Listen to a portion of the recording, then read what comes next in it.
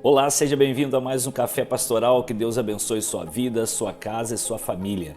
Eu não sei se você está acordando agora, se você está indo dormir, não sei se você está almoçando agora, não sei qual horário do dia você está assistindo esse café, mas uma coisa eu tenho certeza, há um elemento essencial à tua vida que te acompanha agora, e este elemento é a fé. A fé é algo que te acompanha em todo o tempo. Existem vários tipos de fé, mas vamos perguntar primeiro, o que é fé, afinal de contas? Bom, lá em Hebreus capítulo 11, versículo 1, nós vamos encontrar a definição de fé justamente na palavra de Deus, que diz assim: ora, a fé é a certeza, ou seja, a garantia, o suporte, a confiança daquilo que esperamos e a prova, a convicção, a evidência das coisas que não vemos. Aí está a definição de fé. Mas será que existem tipos de fé? Bom, o primeiro tipo de fé que nós encontramos é a fé salvadora, ou chamada fé para a salvação. Nós lemos lá em Efésios capítulo 2, versículos 8 e 9, olha só o que diz o texto da palavra de Deus. Pois vocês são salvos pela graça por meio da fé, e isto não vem de vocês, é dom de Deus. E o versículo 9 vai completar: não vem por obras, para que ninguém se glorie. Este é o tipo de fé que nos leva a conhecermos Jesus como Senhor e Salvador de nossas vidas, onde nós reconhecemos a graça de Deus, reconhecemos que somente por Ele podemos chegar a Deus, ou seja, por meio de Jesus Cristo. E nós respondemos a esse reconhecimento através de duas coisas: arrependimento e entrega pessoal. Este é o tipo de fé, é a fé salvadora. Eu te faço uma pergunta: você já tem esse tipo de fé? O segundo tipo de fé é a fé confiante ou a fé perseverante. Olha o que diz Hebreus capítulo 10, versículos 35 e 36. Deixa eu ler para vocês. Por isso, não abram mão da confiança que vocês têm. Ela será ricamente recompensada. Versículo 36.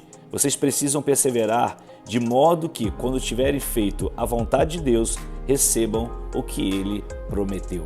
Essa fé é muito interessante, porque é a fé que você não te permite desistir, na verdade. Você vence as circunstâncias contrárias. Você está plenamente confiante no caráter e nas promessas de Deus. É por isso que você segue em frente. É uma fé, por exemplo, como a de Jó, que em meio a tudo que ele estava enfrentando, ele não perdeu a sua confiança no Senhor. Ele enfrentou aquelas situações, mas não perdeu a sua confiança em Deus. Este é um outro tipo de fé.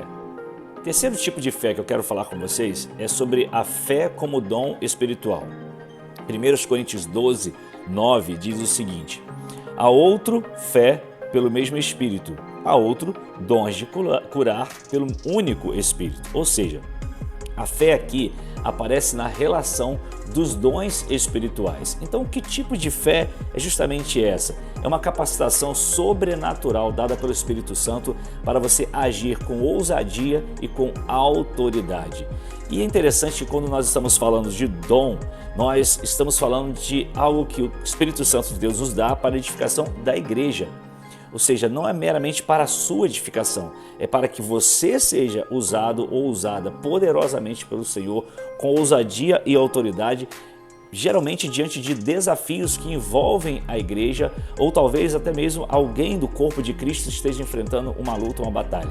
E Deus usa você através desse dom para que então possa trazer uma palavra de ousadia, de autoridade, de coragem, de revelação de Deus à vida daquela pessoa ou à vida da própria igreja. Assim se manifesta a fé como dom espiritual.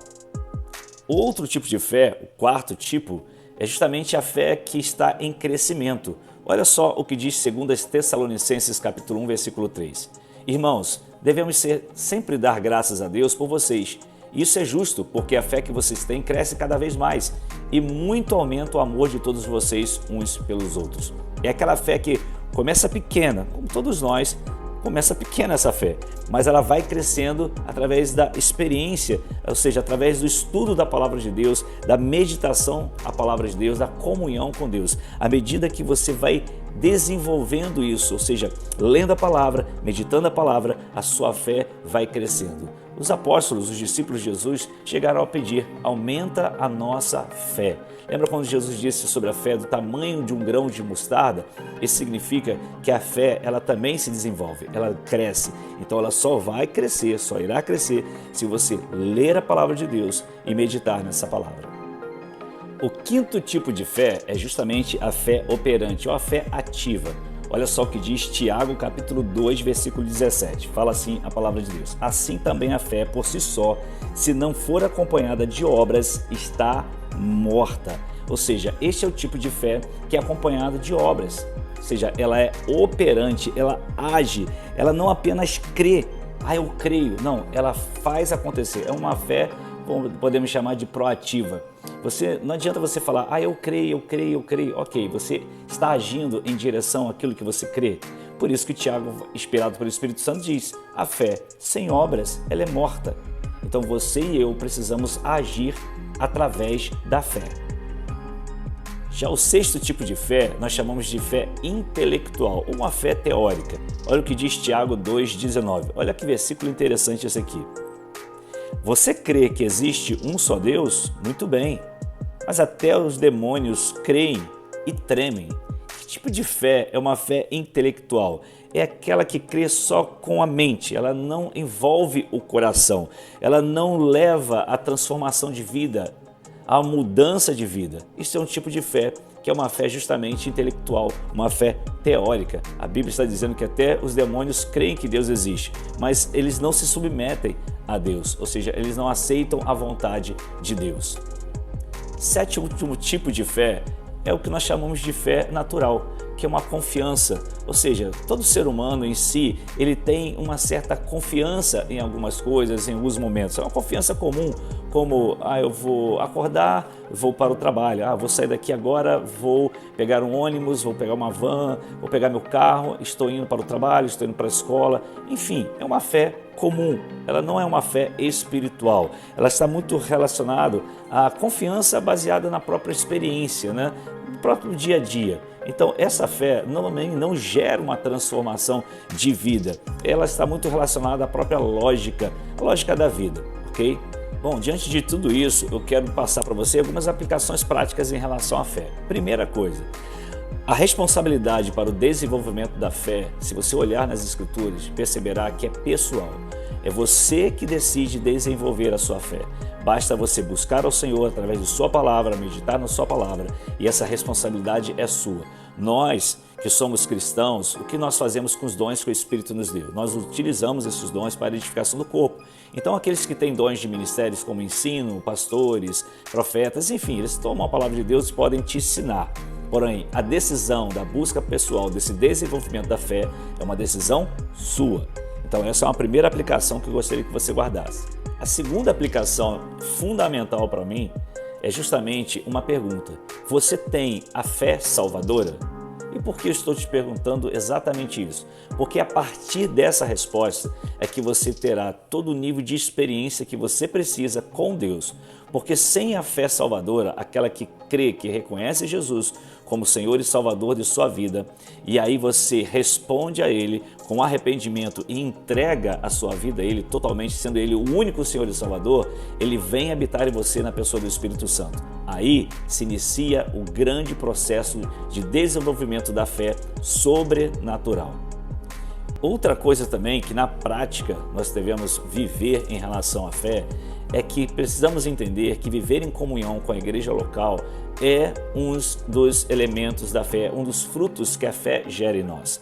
Ou seja, sendo a fé também um dom espiritual, nós temos a responsabilidade de abençoar a vida dos nossos irmãos. A igreja é um corpo vivo, é um organismo vivo. E nós entendemos que a igreja local, ela é a forma como a igreja de Jesus se manifesta sobre a terra. É ali onde os dons se manifestam, onde o Espírito Santo nos capacita, onde um ajuda o outro nesse processo e no cumprimento da grande missão.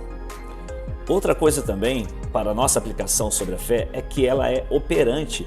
ela não é estática, ela precisa cumprir seu propósito.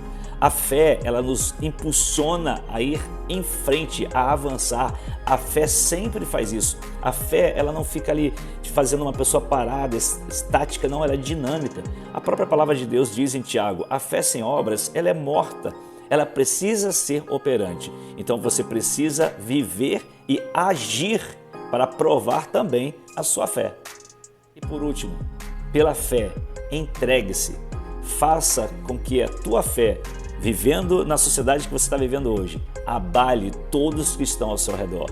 E quando nós falamos de abalar, é justamente abençoar essas vidas. A fé, ela traz bênção sobre a vida da sua família e a vida de todos aqueles que estão ao seu redor. Você será uma pessoa usada por Deus como aquele que trará sempre uma palavra de ousadia e de autoridade, algo que vem da palavra de Deus para mexer com as estruturas de todos aqueles que estão perto de você. Essa é uma fé que abala o mundo, que mexe com as estruturas. Lembrando que ela sempre parte da fé salvadora em Cristo Jesus. Vamos lá? Vamos viver em fé?